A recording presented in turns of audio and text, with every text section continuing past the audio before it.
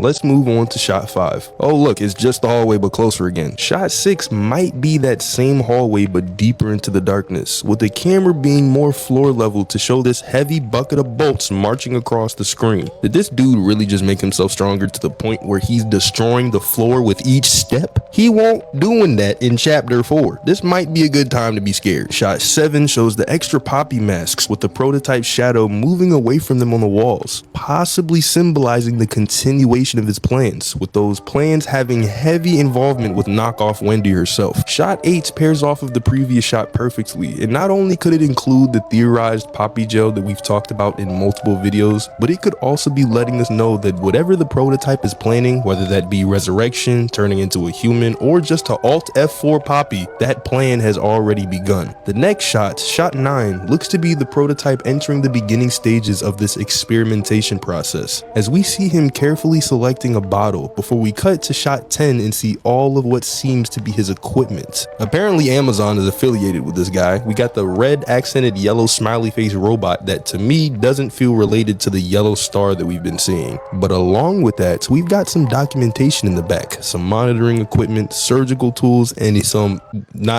a huge mechanical hand, and that mechanical hand seems to now be doing something. In shot 11, the prototype picks one of the bottles off of the bloody table, and for both shots 9 and 11, we get this almost vintage-like grainy filter as the prototype's perspective. There's even a bit of light flickering from this shot. This could be driving home the fact that this really is some old yet functional and intelligent hunk of junk. And after the bottle gets picked up, we're shown shot 12, which is just the most gruesome one. We got a huge blood splatter on the floors and walls, toy parts on hooks, including Huggy's hand, this new toy seemingly dead on the trolley, and a similar yet more destroyed toy. Shot 13 gets closer to this toy specifically and reveals that this toy is actually still alive, still moving, still breathing. This wasn't on accident though, as shot 14 points up at the prototype's hand holding a surgical knife. This, along with shot 15, suggests that the prototype is getting ready to perform some form of surgery or experiment on this near dead toy. We're looking through the prototype's perspective yet again as he holds the knife to his eyes. It gives it a slight twist showing the flat side, which should result in us seeing some sort of reflection of him, but we just don't. Shot 16 is the last and most climactic shot, with the riser playing in the back abruptly stopping, showing the very end of the dark hallway we've been panning into. And after a couple seconds of tension, the prototype slowly enters the frame, not fully emerging from the darkness to reveal his face, but we see both his hands clutching